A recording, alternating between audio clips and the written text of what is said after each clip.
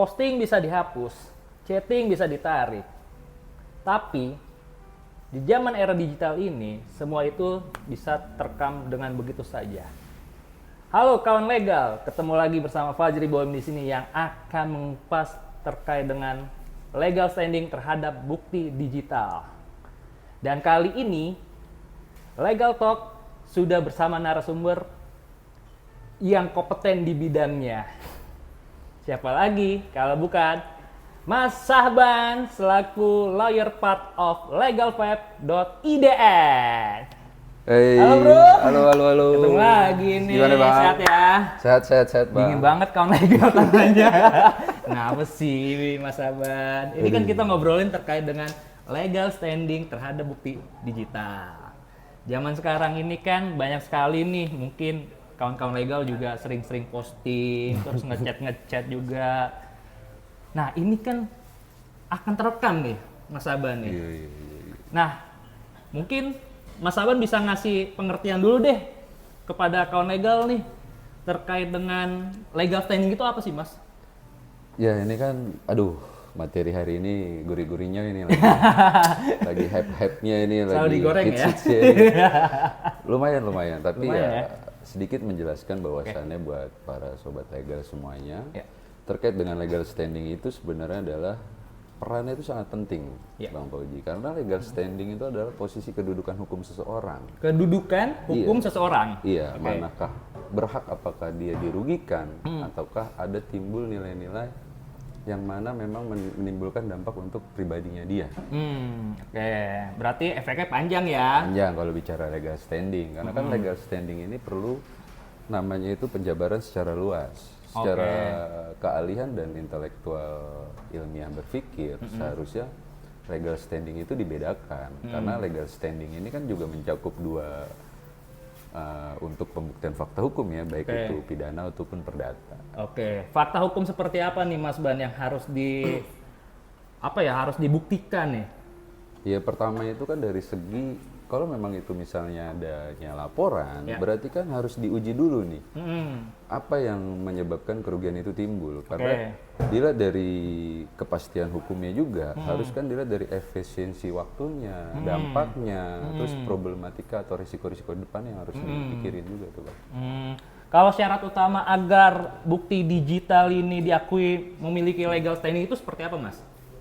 Nah ini menarik ini, bukti digital. Ya. Bukti digital itu kan berarti ada wujud diduga suatu peristiwa. Masih diduga ya? Masih diduga suatu peristiwa yang melanggar, Ya. entah itu melanggar ketentuan atau melanggar hukum. Nah, untuk membuktikan bukti digital ini kan harus hitungannya harus mendalami proses yang panjang, Bang. Karena dari tadi bukti digital itu harus dibukti-buktikan dan harus sesuai dengan ketentuan undang-undang yang berlaku. Undang-undang yang berlaku dalam digital ini kan itu Undang-Undang ITE nomor 11 tahun 2008. 11? 2008. 2008? Iya. Oke. Di situ nanti mencakup tuh yang termasuk bukti digital itu apa aja. Dan harus dipahami juga bahwasannya bukti digital itu harus diuji atau dikaji secara forensik dulu, forensik digital namanya. Nah, itu harus mencakup dan include semuanya. Nah, tadi kan Mas Ban sendiri bilang nih, ada bukti digital. Kalau misalkan saat ini kan banyak sekali nih kejadian-kejadian ya, mungkin kawan legal sendiri pun berkeliaran gitu di sosmed-sosmednya ataupun di tayangan televisi gitu ya. Nah, kalau misalkan kita screenshot nih, ya kan, screenshot WA ataupun SMS, itu bisa nggak sih dimasukin ke ranah hukum? Dilihat dari kapasitasnya dulu, apakah ini benar-benar menimbulkan dampak. Kan kalau dalam hukum, terutama dalam pembuktian digitalisasi, itu harus kembali tadi sesuai dengan ketentuan Undang-Undang ITE nomor 11 tahun 2008. Yang mana kalau screenshot haruslah diuji secara forensik dulu. Jadi apa yang menjadi permasalahan dalam percakapan itu kan memang berhak orang itu untuk men-screenshot. Nah, setelah dari screenshot, nanti kan yang melakukan itu bukti layak diajukan atau tidak, tetap kan persidangan ya Bang ya. Tapi secara garis besarnya, secara real time-nya, penyidik ini harus menguji dulu melalui namanya uji lab digital forensik. Nah, kalau misalkan tadi Mas Ban sampaikan juga ada forensik ya Mas ya. Yeah. Nah, ini seberapa penting nih Mas peran ahli forensik untuk membetulkan gitu ya uji layak Mas. Ini seberapa pentingnya nih ahli forensik ini Mas? Kalau dari sudut pandang hukumnya, Ya. ahli forensik itu kan sebenarnya ada dua Ya. dihadirkan pada saat adanya praduga Ya. atau adanya suatu pelanggaran hukum. Betul. Nah, kalau di tingkat penyidikan, ahli itu kan memberikan pedoman Betul. apakah sudah cocok atau belum dalam penerapan pasalnya. Nah, untuk kepentingan forensik sendiri perlu atau tidak, menurut saya di dalam hukum acara pun juga sebenarnya kan ahli forensik harus dihadirkan di persidangan. Betul. Karena tujuan menghadirkan ahli forensik dan peran penting ahli forensik dihadirkan di persidangan itu kan untuk menguji Oke. dari hasil lab forensik tadi sudah sesuai atau belum, identitasnya harus jelas, percakapan dan kontekstualnya kalau bicara screenshot tadi, dan itu tidak manipulatif, diperoleh dari cara yang sah Ya. dan relevan Oke. dalam permasalahan apa yang menjadi masalah tuh Bang. Berarti peran ahli forensik ini sangat menentukan ya. Sangat menentukan. Tapi kan kalau si korban ini kan ada kuasa hukumnya nih. Iya. Kalau misalkan ahli forensik itu tidak di-compare dengan dengan uji apakah ini benar apa enggak dari kuasa hukum si korban itu sah.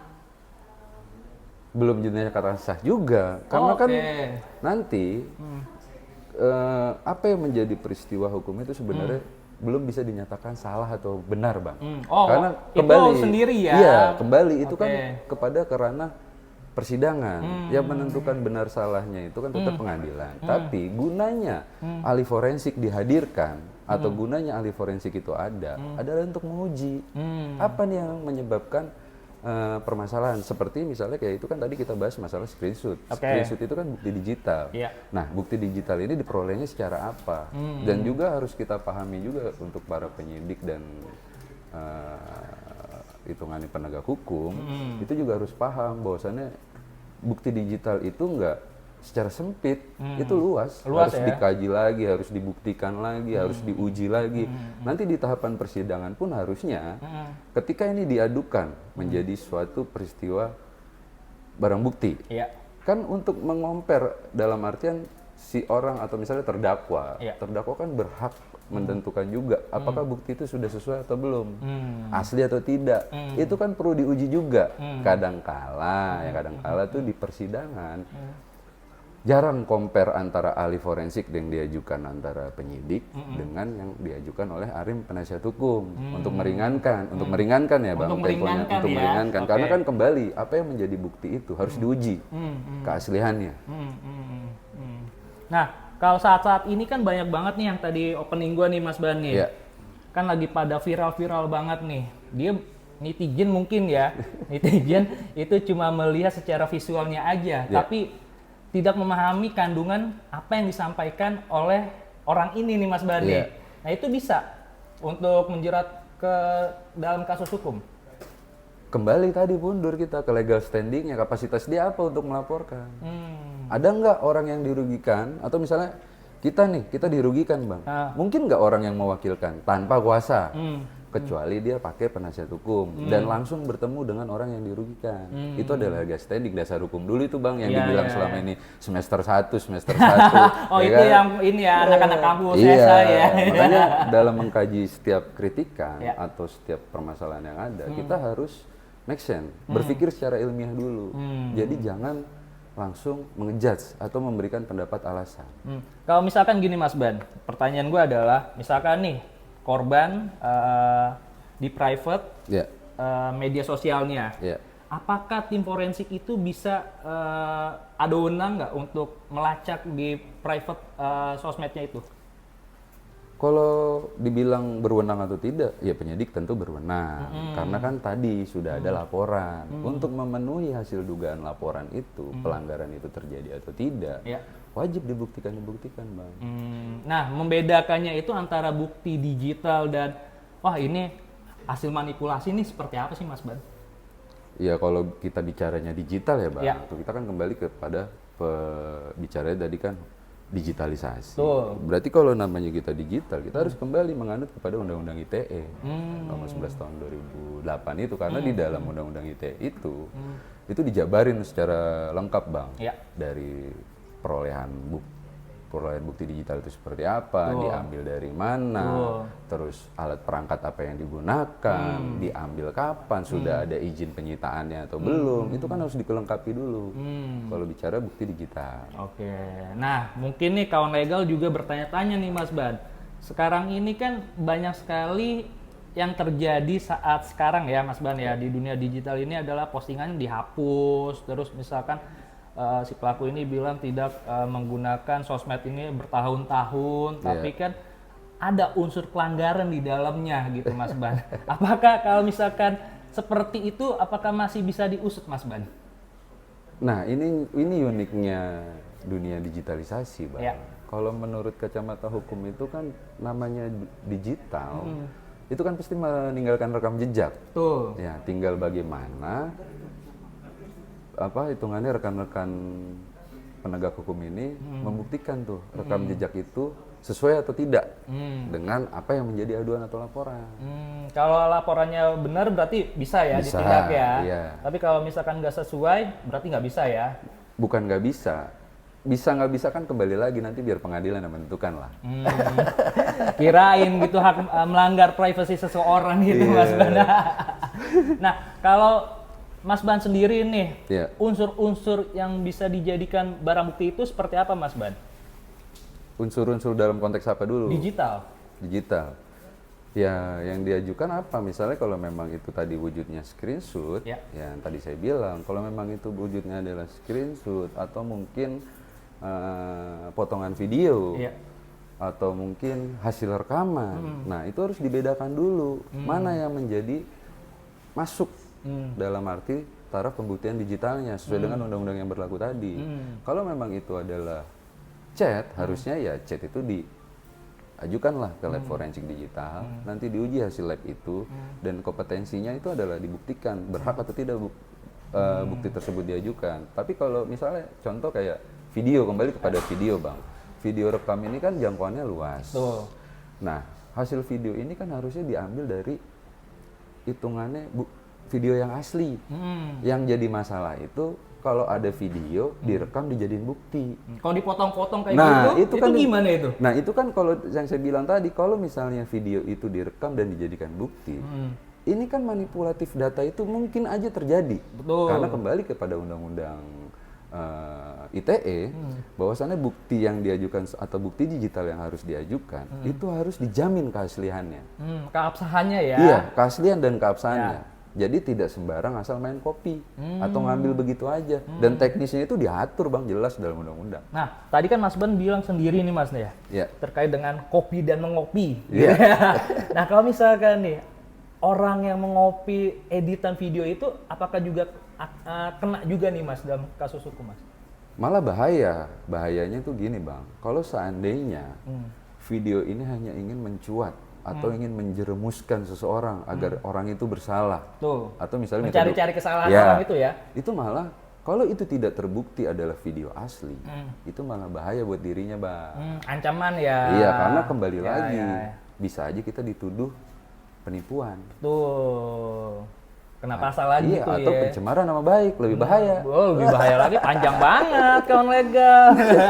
Kalau manipulasi itu masuk ke pasal berapa ya Mas ya? Manipulasi karya. Iya.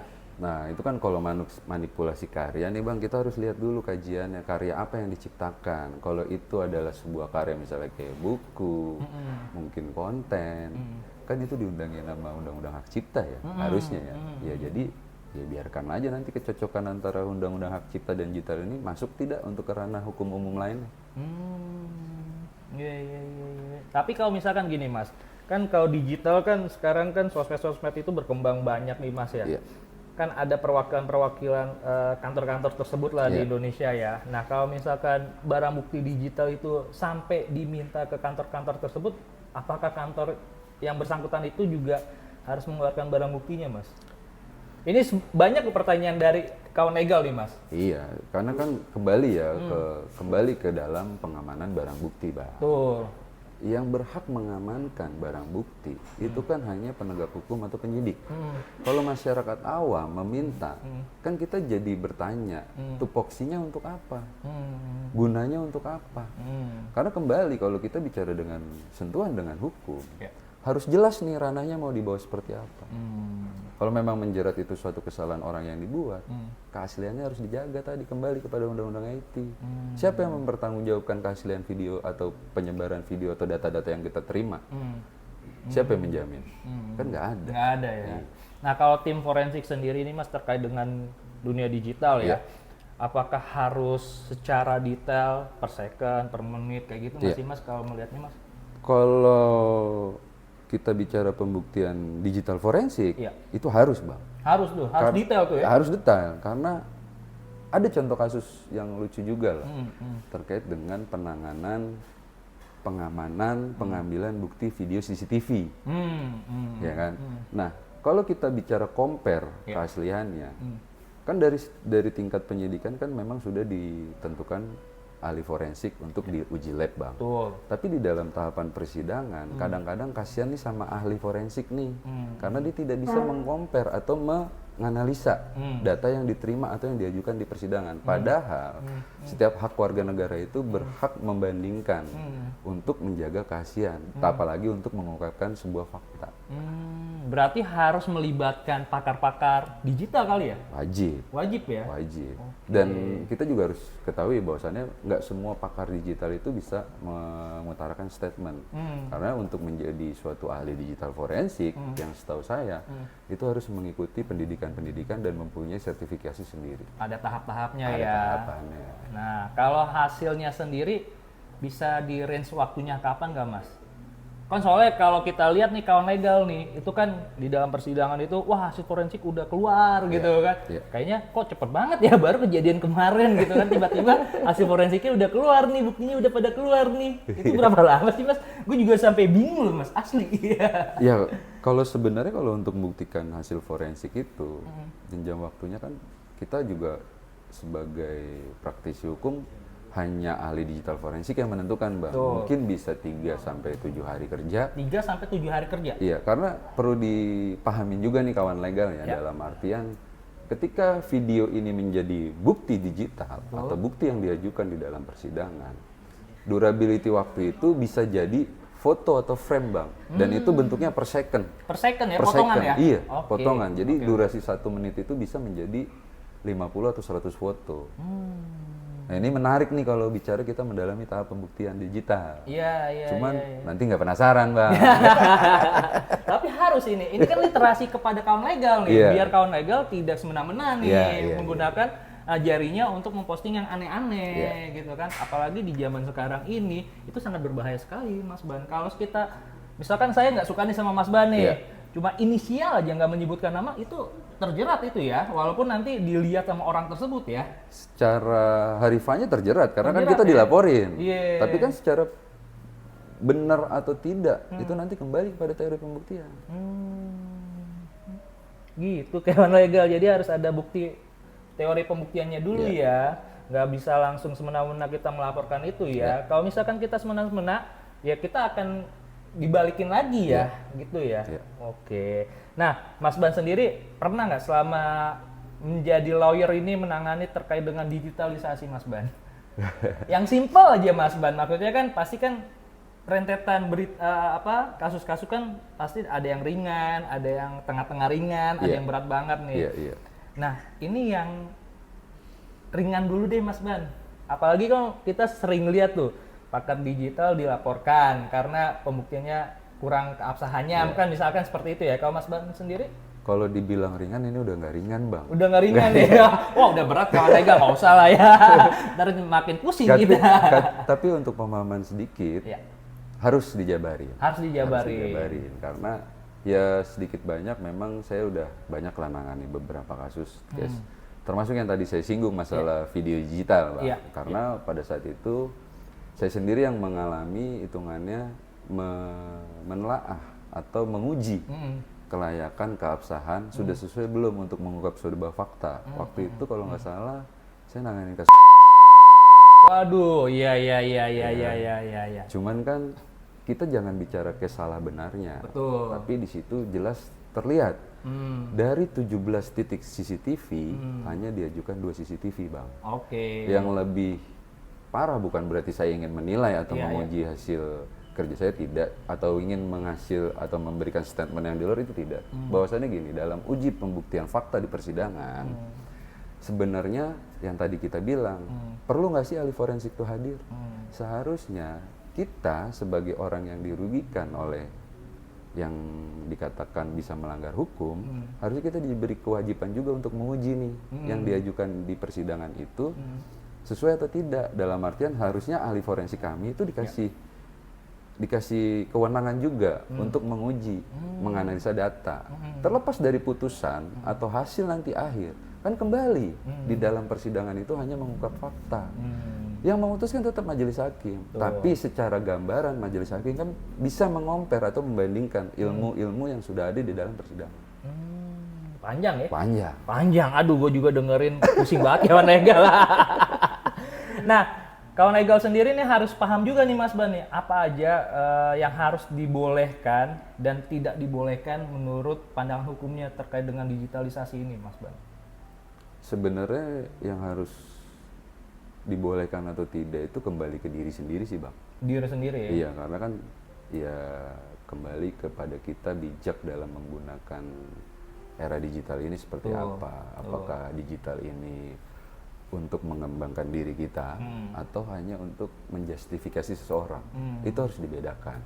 Karena kan hukum dan keadilan itu sebenarnya berbeda. Ada hukum, ada keadilan. Kita mau pakai yang mana?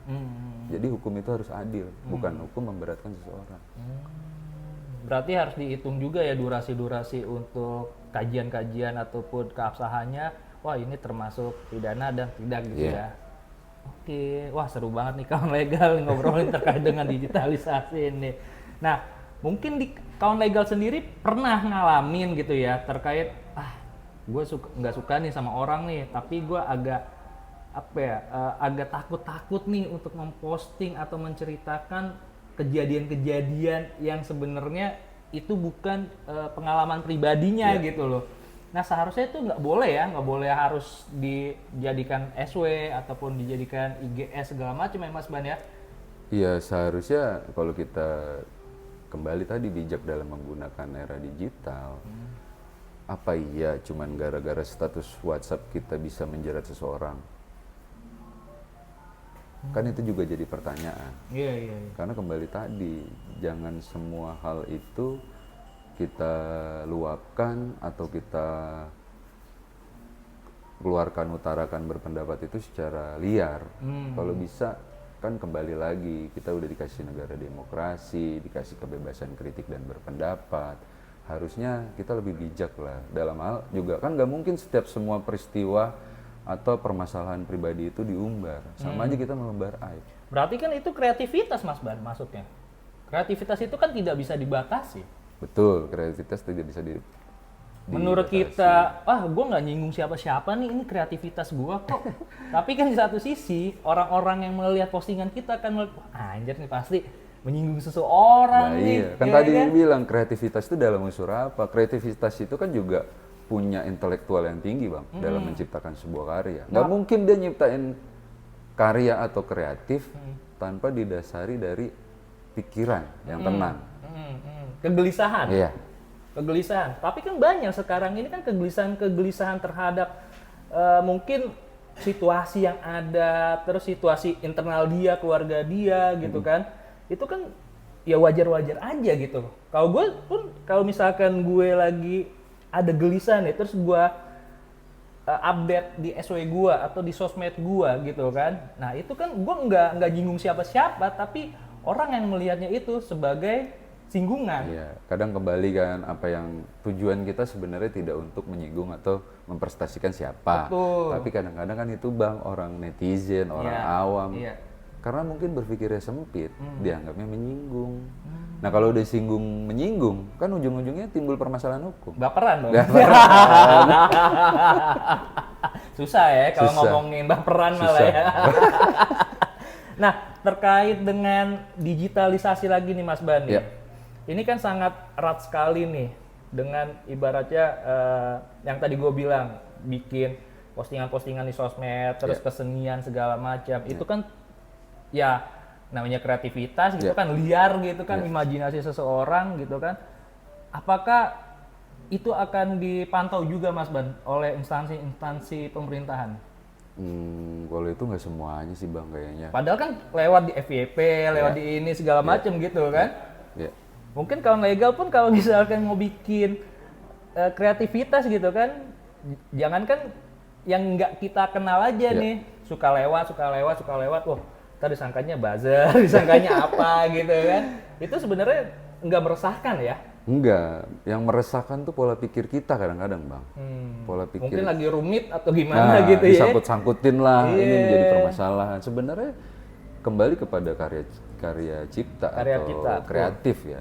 Kreatif itu kan sebenarnya nggak ada batasan orang untuk hitungannya menyampaikan apa yang menjadi beban pikiran. Bahkan kadang-kadang suatu kreativitas itu yang disuarakan itu mewakilkan beberapa orang, Bang. Kegelisahan beberapa orang ya. Iya. Oke. Nah, kalau orang berpandangan, oh ini sudah menyinggung satu orang atau beberapa oknum gitu kan. Nah, apakah bisa dihapus langsung oleh yang tadi misalkan di TikTok atau di Facebook atau di Instagram itu bisa langsung di take down? Bisa. Tanpa pengetahuan orang itu? Bisa. Kalau nggak usah dari platform yang ada deh. Kayak kita terlalu kritis atau kita terlalu liar dalam berargumen di negara demokrasi ini. Itu langsung di take down kok Bang otomatis. Langsung ya? Langsung. Berarti kreativitas dibatasin berarti? Sebenarnya dibatasin kalau dibicara bicara karya ilmiahnya. Tapi kan kalau untuk mengeksplor itu ya udahlah kita masing-masing aja menyikapinya seperti apa. Betul sekali Mas Ban. Yang penting kita tidak merugikan orang ya, ataupun instansi-instansi terkait ya. Bebas kok kawan legal kalau lu mau berkreativitas tapi tidak merugikan. Intinya kan gitu tidak ya. Merugikan. Nah, ngomongin terkait dengan merugikan di dunia digitalisasi kan ada yang pasti kan banyak kerugian, terus banyak juga menimbulkan profit gitu kan. Misalkan kita jualan segala macam itu kan masuk ke profit ya. Tapi kalau misalkan kita mengupload nih video kopas lah misalkan seperti itu loh. Copyright gitu kan. Padahal itu mewakilin kegelisahan kita nih Mas Bani. Kan banyak tuh yang ada yang konten-konten yang lucu, ada yang konten-konten yang semi lucu gitu kan. Nah, itu kita ngeposting ulang gitu kan. Itu juga bisa kena juga itu. Bisa kalau bisa itu kalau menyebarkan berarti. Betul, bisa terjerat permasalahan hukum kalau si pencipta tidak terima. Jadi kalau kita tadi saya bilang kalau kita bijak menggunakan digital, kalau punya hati nurani, harusnya kan izin dulu sama penciptanya. Boleh nggak kita explore, boleh nggak kita publish, itu yang harus dipahami dulu Bang. Jadi batasan itu sebenarnya ada atau tidak tergantung dari kita sendiri. Bijak atau tidak menggunakan itu. Nah, balik lagi Mas Ban terkait dengan obrolan kita legal standing terhadap barang bukti ini. Nah, ini kan sangat luas sekali nih pemahamannya gitu ya, kawan legal yang tadi gue dengerin penjabaran dari Mas Ban sendiri nih. Nah, kalau misalkan legal standing tapi dia menghilangkan barang bukti itu gimana Mas Ban? Wah, itu bahaya. Bahaya? Bagaimana bisa melaporkan seseorang tanpa legal standing dan dasar hukum yang jelas? Itu bahaya Bang, karena setiap permasalahan yang timbul di hukum itu harus punya legal standing atau kepastian hukum yang jelas. Gitu harus ada barang bukti yang dilampirkan ya. Kayak surat elektronik kan biasanya kalau misalkan ada nih, mungkin kawan legal juga menerima message dari misalkan dari Instagram, Facebook atau TikTok segala macam, mau mengandung unsur-unsur sekian, itu bisa langsung di take down, Dan bisa nggak sih itu dinyatakan sebagai barang bukti? Surat elektronik itu bisa dinyatakan sebagai alat bukti. Kalau surat elektronik yang kita terima itu juga diuji lab. Nah sekarang ini yang orang nggak tahu, sebenarnya surat elektronik itu bisa nggak sih di labnya di mana? Padahal secara terbuka di Komdigi juga punya laboratorium lab forensik digital. Itu bisa diajukan ke Komdigi untuk dibuatkan hasil lab forensik digitalnya. Jadi diambil dari data yang asli atau diterima dari aslinya dari pengirim yang mana. Itu nanti bisa terlacak semua, alamat email, pengirimnya, ketahuan semua itu, Bang. Iya, apalagi yang sekarang sudah menggunakan digital gitu, Iya. elektronik digital ya. Jadi semua yang kita daftarkan sudah tersimpan jejaknya ya. Iya. Nah, itu kan tadi Mas Ban sendiri kan bilang yang 2008 itu apa, Mas? Undang-undang ITE. Undang-undang ITE itulah. Nah, itu kan misalkan kejadiannya itu udah dari 2001 misalkan itu belum berkembang banget sih dunia sosmed ya, cuma Iya. pakai ada Friendster terus Iya. live connector gitu-gitu lah. Iya. Nah, itu masih bisa ada ya jejaknya ya?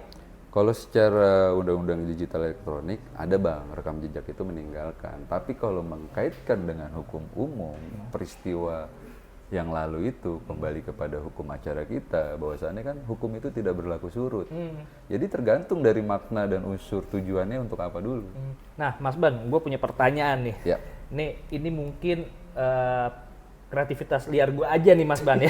Sekarang kan kalau ngomongin terkait dengan live di dunia digital kan itu kan memang banyak warna nih, Mas Ban ya. Ada yang sopan, ada yang semi, ada yang vulgar gitu ya. Nah, misalkan nih kita ngobrolin terkait yang vulgaran dulu nih. Sebenarnya kita nggak mau ngomen, tapi kan mereka yang ngundang kita, iya kan? Misalkan open dong kan gitu kan. Nah itu tiba-tiba di screenshot sama yang si pelakunya ini yang lagi live, terus dilaporin, itu kita juga kena. Padahal kan kita nggak mau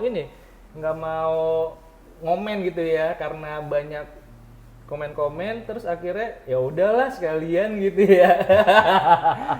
Ya itu nanti kembali, Bang, karena kan tadi sudah dijelaskan dari undang-undang elektronik. Nah tahapannya, pembuktiannya itu ya dikembalikan kepada penegak hukum nanti.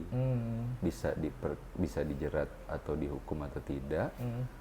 Kembali kita kan harus kepada teori pembuktian yang terjadi. Jadi jangan semuanya ditelaah atau semuanya dikomentarin, nanti malah akan bias. Iya, ya agak panjang banget ya. Nah mungkin Mas Ban ada saran-saran nih, Mas Ban nih, bagi kalau untuk pengguna digital kan harus ada batasan usia dulu nih, ya kan. Nah mungkin bagi yang di bawah 17 tahun misalkan ya kan, dia kan mau bikin sosmed segala macam kan, pasti umurnya akan dilebih-lebihin gitu ya. Nah itu kan manipulasi usia juga ya. Nah apa sih kiat-kiat untuk kawan legal nih, yang misalkan ada yang kawan legal sendiri nonton podcast kita Legal Talk ini mau bikin sosmed atau mau terjun di dunia digital, Mas Ban? Ya mungkin kita harus berpikirnya itu secara intelektual dulu, kita kaji dulu secara ilmiah, itu layak atau tidak layak dipertayangkan. Lalu juga pesan juga buat pemerintah juga harusnya sudah membatasi antara pengguna di bawah umur dan pengguna yang sudah dewasa. Itu aja sih, Bang, mungkin masuk. Harus ada ininya ya, kejelasan yang jelas banget gitu ya. Nah kalau ngobrolin terkait lagi nih legal standing nih. Legal standing itu yang tadi Mas Ban sampaikan kan sudah harfiahnya banget nih. Kalau sebagai pandangan hukum sendiri nih, Mas Ban nih, ada nggak sih pasal-pasal yang selain UU ITE ini ya, yang melindungi legal standing ini, Mas?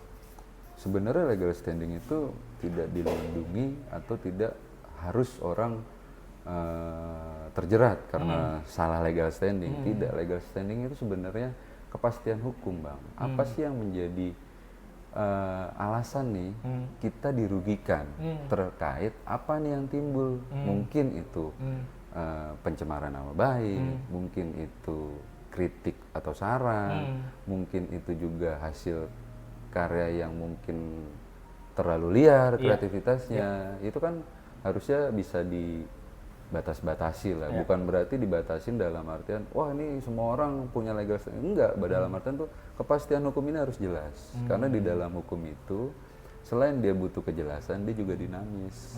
Harus elastis. Iya, harus elastis. Nah, kedinamisannya itu seperti apa, Mas Ban? Kedinaمیsan itu tidak merugikan dalam artian memang jika itu terbukti dia salah dan merugikan, silakan langgar sesuai dengan atau hukum sesuai dengan ketentuan undang-undang yang berlaku. Tapi kan kalau tidak, kembali lagi nih kita ke RU yang baru nih, bahwasannya kan ada sanksi sosial. Sanksi sosial itu nanti berupa apa-apa, ya nanti kita lihat ke depan seperti apa. Nah, misalkan gini Mas Ban, ini pengalaman gua aja ya Mas Ban ya. Gua memang main di berbagai sosmed, tapi gue nggak melanggar, ibaratnya gue menggunakan hak cipta orang gitu kan. Tiba-tiba gue mendapatkan surat elektronik. Nah itu bisa nggak sih gue melacak atau melaporkan surat elektronik yang ini kan tuduhan ya berarti ke gue untuk memakai hak cipta orang. Gue bisa nggak sih melaporkan itu Mas Ban? Bisa ya? Bisa, kan tadi saya bilang dari hasil surat elektronik tadi diuji dulu labnya. Nanti kan tertera itu dikirim melalui siapa, di mana, kapan waktu, itu kelihatan semua Bang. Nah itulah kan menjadikan legal standing atau dasar hukum, karena Abang merasa dirugikan berdasarkan surat yang diterima. Iya. Oh berarti bisa ya laporin langsung, yang penting bukti-buktinya kuat segala macam, baru kita bisa melaporkan. Dan selain bukti-bukti, peruntukannya itu harus diperoleh dengan hukum yang sah. Jangan sembarang asal copy paste segala macam. Oh ini bisa nih, enggak. Tadi karena kan topik di awal kan legal standing, kepastian hukum. Kepastian hukumnya harus jelas dulu. Rugi atau tidak, konteksnya apa, tujuannya apa, latar belakangnya apa, gitu ya. Harus harfiah kawan legal. Panjang ini obrolan kita kawan legal. Nah, kalau Mas Ban sendiri Mas Ban ya kan sudah kenyang lah dengan kasus-kasus dunia digital gitu kan. Apa sih harapan untuk kedepannya nih? Soalnya kan awal tahun nih Mas Ban ya, kalau awal tahun ini kan memang yang kita lihat sendiri kan banyak terkait dengan digitalisasi gitu ya. Harapan kedepannya seperti apa Mas Ban di dunia digitalisasi ini? Kalau harapan saya nih sebagai praktisi hukum ya Bang, terkait dengan digitalisasi ini ya, kita tuh harusnya bisa lebih melek atau bisa lebih fair lah dalam mengupayakan fakta-fakta di persidangan. Jadi kita lebih mengaktifkan lagi nih ahli-ahli digital forensik yang ada di Indonesia. Itu sebenarnya banyak ahli digital forensik. Nggak semua orang tahu apa sih tugas tupoksi digital forensik itu apa. Padahal kalau dikaji untuk benar atau tidak salahnya di mata hukum ya Bang, di mata hukum, keterangan atau keahlian yang dimiliki digital forensik itu sangat membantu untuk mengungkapkan sebuah peristiwa. Sangat membantu sekali ya. Tapi jangan dipegang sendiri gitu kan. Harus ada kedua belah pihak yang harus diujinya ya. Nah, kalau misalkan Mas Ban nih, misalkan nih saya punya barang bukti digital nih. Tapi di satu sisi ini nggak kuat nih Mas Ban nih. Apakah saya akan menang di mata hukum atau gimana Mas Ban? Ini secara orang awam aja nih Mas Ban pemikirannya nih. Kalau secara awam berarti kan kalau bukti yang diajukan itu tidak diuji Bang, itu dianggapnya palsu. Manipulasi? Manipulatif. Manipulasi. Manipulatif. Makanya pembuktian bukti digital ini sangatlah hitungannya harus hati-hati. Karena kembali lagi sedikit banyaknya itu meninggalkan rekam jejak.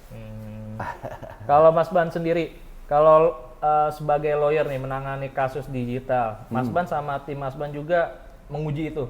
Menguji. Berapa lama Mas Ban? Itu kan, ini kan ibaratnya swastanya lah kalau instansi yang itu kan udah ada labnya yang tadi Mas Ban sampaikan. Itu berapa lama Mas Ban? Kalau untuk bukti dokumen elektronik Bang, yang dari email, misalnya kita dapat email dari orang, kita mau menguji nih keaslian surat yang kita terima.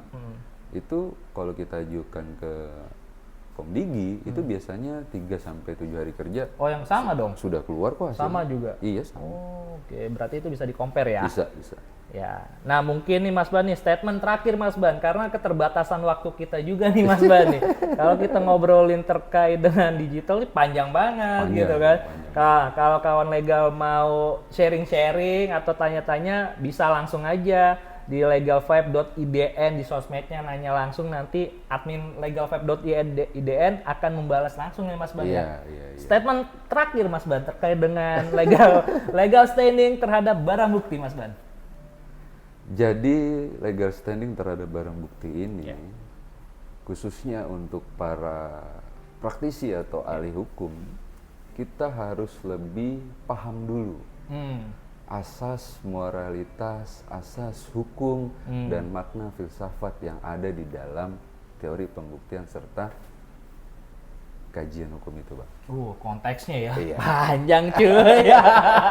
Nah, kawan legal, tadi kita sudah ngobrol-ngobrol sama Mas Ban selaku lawyer part of Legal Vibe. Bagi kawan legal yang masih bingung ataupun masih banyak pertanyaan terkait dengan legal standing terhadap barang bukti, itu yang tadi gue sounding juga ke kawan legal, bisa langsung nge-DM ataupun komen Legal Talk, bisa menanyakan langsung kepada legalvibe.idn, misalkan kurang puas jawabannya segala macam, ataupun konsultasi secara hukum juga bisa kok.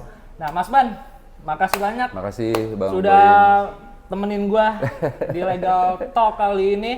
Jangan lupa kawan legal, untuk lu semua yang belum subscribe, like, komen di sosmed-sosmed legalvibe.idn, langsung aja like, comment, and share, dan bisa langsung menyebarluaskan Legal Talk kali ini. Ini daging semua, ini literasi semua, pokoknya semua bercampur di sini semua. Cukup sekian dari gua Fajri Boim cabut, sampai ketemu lagi di Legal Talk selanjutnya. Wassalamualaikum warahmatullahi wabarakatuh. Waalaikumsalam warahmatullahi wabarakatuh. Thank you Mas Ban, Terima kasih, Bang. sukses selalu.